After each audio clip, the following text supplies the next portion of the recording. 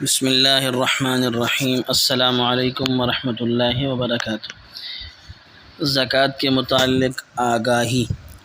ہم تربوز خریدتے ہیں، مثلا 5 کلو کا ایک دانہ۔ جب اسے کھاتے ہیں تو پہلے اس کا موٹا چھلکا اتارتے ہیں۔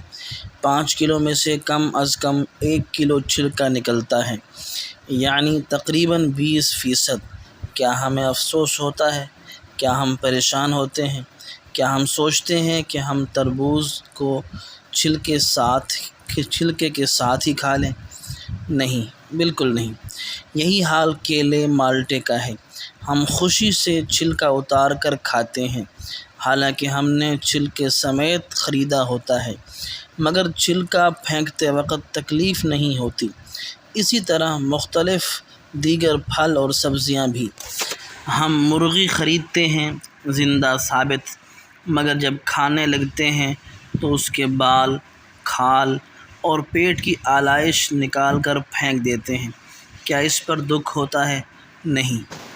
تو پھر 40,000 میں سے 1,000 دینے پر، 1,00,000 میں سے 2,500 دینے پر کیوں ہمیں بہت تکلیف ہوتی ہے؟